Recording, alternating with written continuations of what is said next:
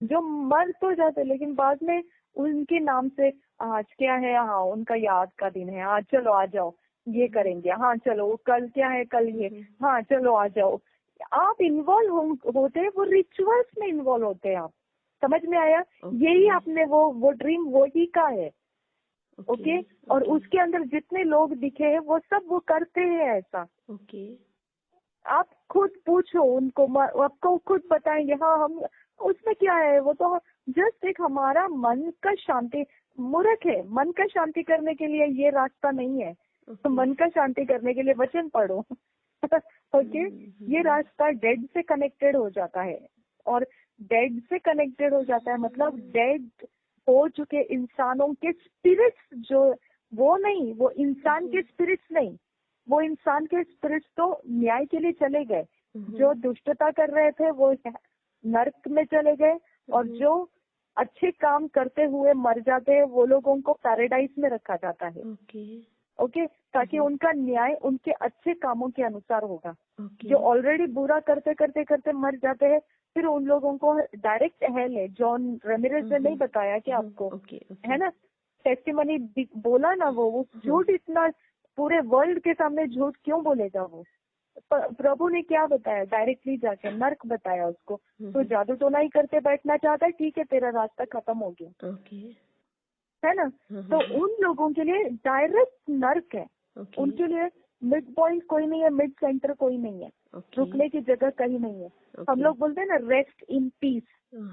Okay. तो वो rest in peace paradise के, समझ में आया?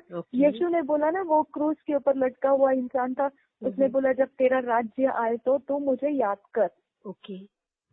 है ना? तो यीशु ने क्या बोला? तो आज ही मेरे साथ पैराडाइज में होगा। समझ में आया? तो वहां पे मतलब यीशु खुद भी पैराडाइज में चला गया था। समझ में आया आपको? हाँ। तो आपको ये एरिया ऑफ लाइफ समझना है, इसीलिए ये परमेश्वर का वचन बहुत अच्छे से पढ़ना है। उसमें पुराने नियम में स्पष्ट तरीके से लिखा है कि जो अंधा है मेरा दास है वो। ओके।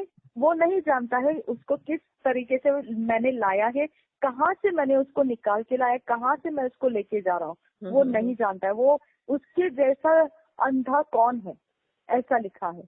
ओके। यानी इजराइल कहाँ से आया कोई नहीं बता सकता है। समझ में आया आपको? हाँ। आप लोग ये बता सकते हैं अब्राहम को, फिर अब्राहम से इसको इसको इसको फिर इजराइल आ गया, हाँ वो बोल सकते हैं, लेकिन ये वो नहीं है।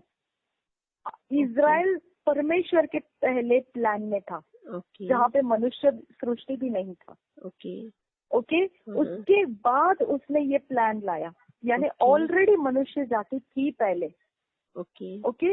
और उनको सैतन जो है ना अभी का लूसीफर, ओके, जैसा यीशु को बोला है जगत की ज्योति है, वैसा पहला लूसीफर था, रखा हुआ था उन लोगों को, सुसमाचार देता था वो, मतलब सुसमाचार नहीं, उन लोगों को वो परमेश्वर की बातें बताता था, जैसे अभी हमको बाइबल बताया जाता है। समझ में आया? तो हमको बाइबल में से, पवित्र वचन में से मालूम पड़ता है परमेश्वर कौन है, कैसा है, है ना? और पवित्र आत्मा हमको बताता है। तो उस समय अभी यीशु मसीह परमेश्वर का वचन हमारे तक ला रहा है। उस समय लूसीफर लेके जाता था, और वो जगह में परमेश्वर का प्लान था इजराइल का। ओके। लेकिन लूसीफर ने उस जगह को खुद अपने ऊपर ले लिया कि मैं बन जाऊंगा इनके ऊपर। समझा? और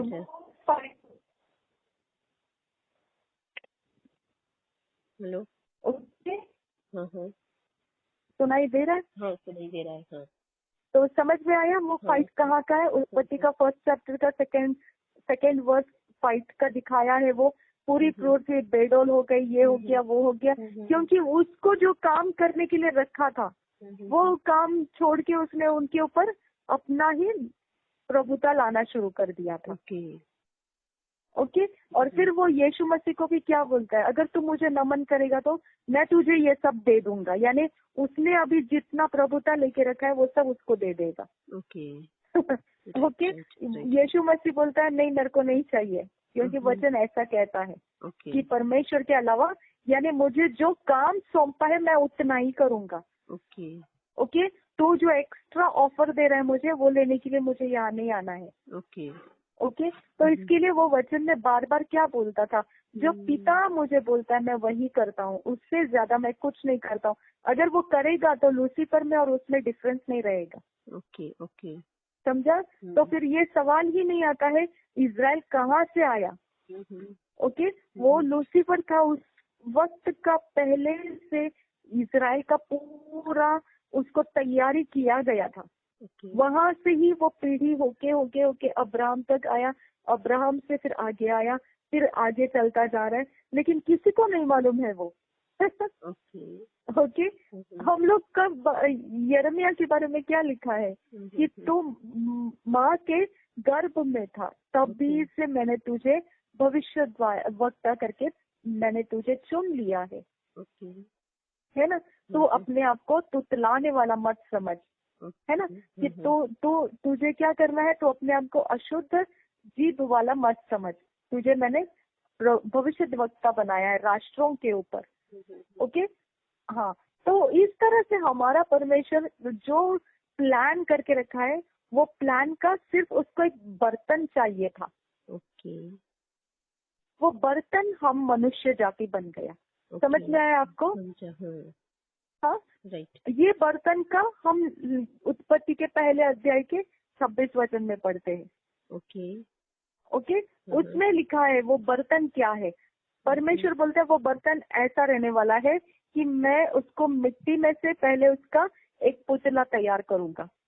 ओके, और उसके अंदर मैं अपने आत्मा को उंडेलूंगा। वो आत्मा को एंट्री करने का जगह उसने कौन सा देखा, नथुनों में से उसने वो एंट्री कराया। समझ में आया? तब मनुष्य क्या बन गया, जीवित प्राणी बन गया, आत्मा नहीं। आया समझ में आपको? हाँ, वो बर्तन का सिर्फ है उल्लेख, ठीक है। उस बर्तन की जाति को उसने स्त्री और पुरुष जाति बनाया। ओके, अब अभी परमेश्वर ने उसका श्वास फूका है तो भी वो जीवित प्राणी तक ही लिमिटेड है, आत्मा नहीं बना है। ओके, क्योंकि वो आत्मा सिर्फ जीवन का फल खाने से आता है। ओके, समझ में आया? तो वो प्राणियों के बीच में है। इसके लिए भजन संहिता 92 क्या बताता है कि मनुष्य ऐसा है, दुष्ट मनुष्य ऐसा है जो पशुओं के समान है। ओके, ओके, वो परमेश्वर की भाषा समझ नहीं पाता है। ओके, ओके, पशु के समान वो उपद्रव करता रहता है।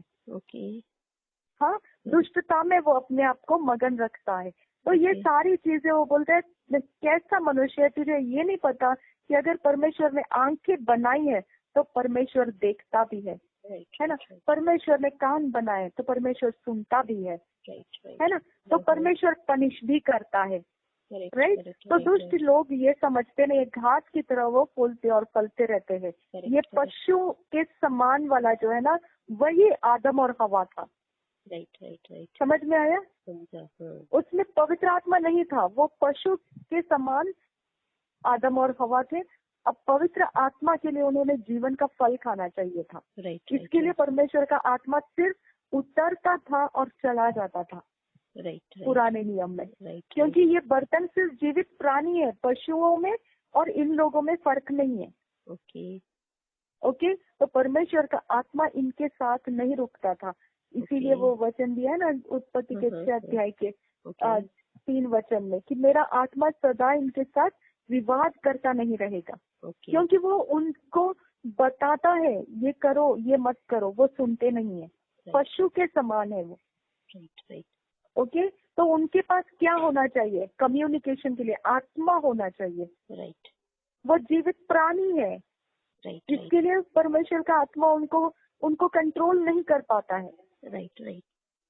ओके, अब यहाँ पे जब यीशु मसीह आया तभी उसने क्या बोला, शिष्यों के ऊपर पुनरुत्थान के बाद में ऐसे फूंक के बोला कि ये लो पवित्र आत्मा, है ना। श्वास फूका और बोला ये लो पवित्र आत्मा। नथु ने नहीं ढूंढा उसने, तुम लोग अपने नाक बताओ किधर है, नाक के होल किधर है बताओ, अब मैं फूंक देता हूँ, ऐसा नहीं बोला, है ना। जस्ट क्या बोला है, फूंक दिया। तो जीवित प्राणी बनना आसान है, राइट। लेकिन जीवित मनुष्य बनना पवित्र आत्मा से होता है। Right right. अभी दुनिया में जितने आप देख रहे हैं मनुष्य, ये एक जीवित प्राणी है। ओके। मनुष्य नहीं, जीवित आत्मा नहीं है, जीवित प्राणी है। ओके।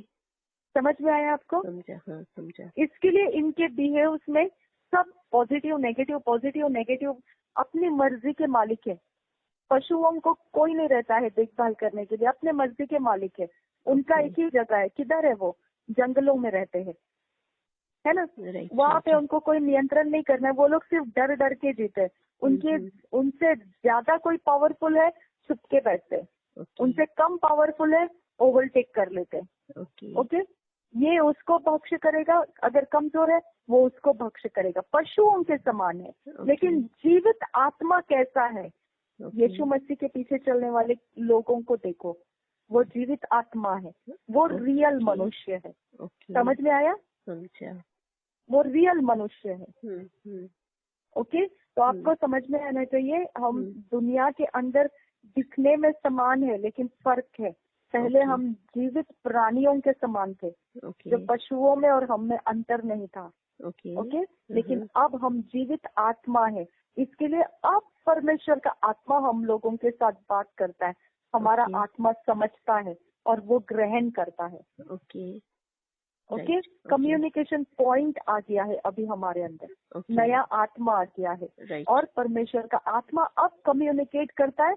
अब हमको छोड़ के नहीं जाता है, क्योंकि वो आत्मा है, वो आत्मा के साथ संपर्क में रहता है। ठीक है, ठीक है।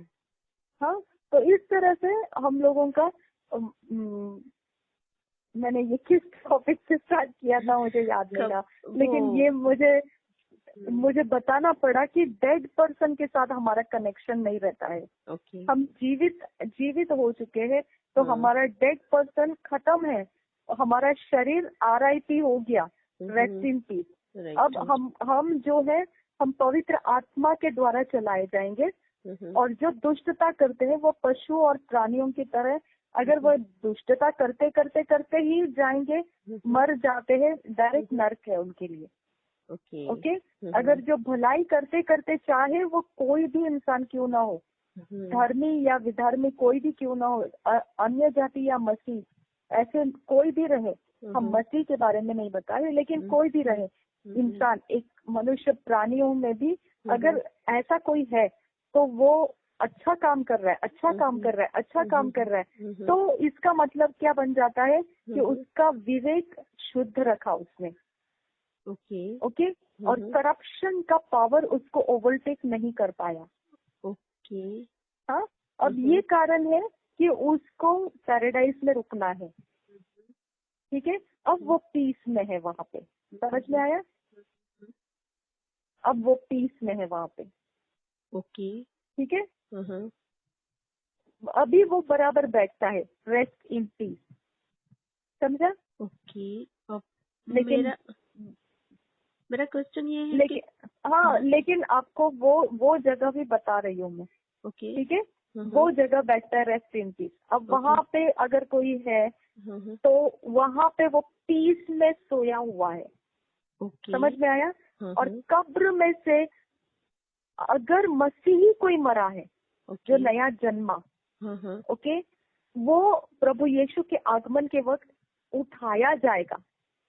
ठीक है, अगर कोई समंदर में मसीही का शरीर गिर के मर गया है, जैसे एयरप्लेन क्रैश हो गया, गिर गया, मालूम नहीं पड़ा, खत्म हो गया, वहां से उसका बॉडी। समझ में आया? यानी कोई ऐसी जगह नहीं है जहाँ से मसीही का शरीर गिरा और वो रिस्टोर नहीं किया गया, ऐसा नहीं होगा। समझा? सिर्फ मसीहों के बॉडी को, मूसा का बॉडी भी परमेश्वर ने शैतान के हाथ लगने नहीं दिया, है ना? तो हमारे बॉडी में परमेश्वर का आत्मा रहता है। ओके, ये बॉडी सड़ेगा नहीं। चाहे मिट्टी में पड़ा रहेगा, सड़ेगा नहीं। वचन दिया है परमेश्वर ने, है ना? मिट्टी में तो सड़ेगा नहीं, यीशु मसीह को वचन दिया है। जो भी यीशु मसीह को दिया है वो हमको दिया है। ओके, इसके लिए हम मिट्टी में सड़ने वाले नहीं है, हम निकाल लिए जाएंगे, उठा लिए जाएंगे मिट्टी में से। अब हमको शरीर से यीशु मसीह जब निकाल के लेके जाता है तब नया शरीर, महिमा का शरीर हमको रख लेगा, राइट। लेकिन पैराडाइज वाले जो लोग हैं ना, वो वहां से नहीं निकलेंगे। ओके, वो पीस में ही रहेंगे वहां पे। हम लोग पीस में है लेकिन उठा लिए जाएंगे, लेकिन वो जजमेंट में आएंगे। नरक में जल रहे लोग जो भेज दिए उनको भी लाया जाएगा और पैराडाइज के लोगों को भी लाया जाएगा और उनका न्याय किया जाएगा। ओके, हाँ, लेकिन हमारा न्याय नहीं होगा। समझ में आया आपको? हाँ, समझा।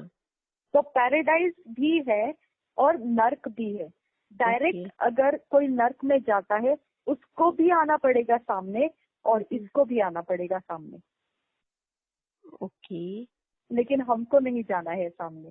ओके, जब हमारा नंबर आएगा तो हम, हमारे लिए परमेश्वर बोलेगा खत्म, कुछ नहीं है इसका, मिस्टेक बाद में कर दो। Amen?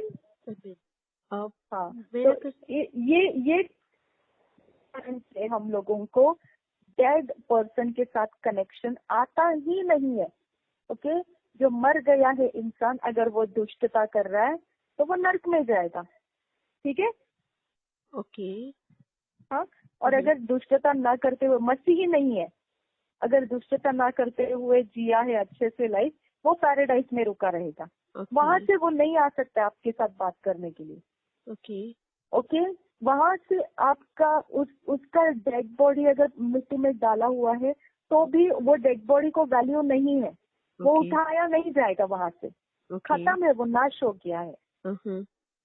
ओके, अब आप लोग उसको याद करके अगर आप लोग कुछ भी करेंगे ना, तो उसके साथ जो स्पिरिट्स रहते थे आप उनको एंटरटेन कर रहे हैं। समझा? ओके, हाँ, अब चलो मसीह रहेगा, कुछ भी रहेगा, तो भी परमेश्वर परमिशन देता ही नहीं है। परमेश्वर ने बोला मरे हुए लोगों को तुम कोई भी चौकसी नहीं करना है।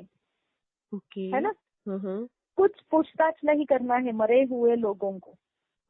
मरे हुए लोगों की आत्माओं को पूछने वाले ओझा कहा जाता है। ओझाओं से पूछताछ नहीं करना, बोला है ना? हाँ, राइट, है ना? तो आप लोग क्या कर रहे हैं? ओझाओं के लाइन में बैठ जाते हैं। जब उनको याद करके आप एनिवर्सरी भी मनाएंगे, ओझाओं के लाइन में चले जाते हैं। हाँ, वो पोर्टल है, उनका रास्ता है वो स्पिरिट। वो खुद नहीं आए तो भी उनकी ही करनी हो जाती है कि आप मरे हुओं को कॉल दे रहे कि यहाँ पे कुछ सेलिब्रेट हो रहा है, वहाँ पे कुछ सेलिब्रेट हो रहा है, राइट? ओके, तो उसकी संगति में जो स्पिरिट रह चुके हैं वो उस सेलिब्रेशन में भाग लेते हैं। तो आप क्या हो गए फिर? दूषित तरीके से आप इस्तेमाल हो रहे हैं। पोल्यूशन है वो, स्पिरिचुअल कंटामिनेशन हो जाता है उसमें। हाँ, और वैसे ही परमेश्वर का वचन भी कहता है ना, बलियाल का परमेश्वर के आत्मा के साथ क्या वास्ता। है ना? तो हम वो तरीके के हो जाते हैं, बलियाल का और परमेश्वर का आत्मा का मेल जोल करके हम जी रहे होते। तो डेफिनेटली विचक्राफ्ट है वो। ये हो ही नहीं सकता है, ऐसा कर ही नहीं सकते हैं हम। करना ही नहीं है ऐसा कभी। इसके बाद तो आपने इस बात की पूरी जानकारी रखना है कि आप दुष्टात्माओं को रास्ता देते हैं, उनके मेल मिलाप में बैठते हैं आप उस समय। आपको पता है, ज्यादा मरे हुए लोगों के बारे में चर्चा करते बैठोगे तो भी उनके स्पिरिट अट्रैक्ट होते हैं। वो इंसान के नहीं, उसके साथ के दुष्टात्माएं।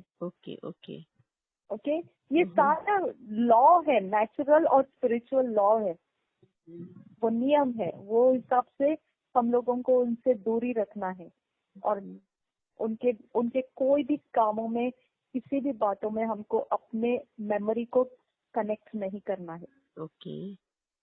अभी मिल गया जवाब आपको? हाँ, मिल गया। तो वो लोग है ही नहीं तो कहाँ से आप किसको सेलिब्रेट कर रहे हैं?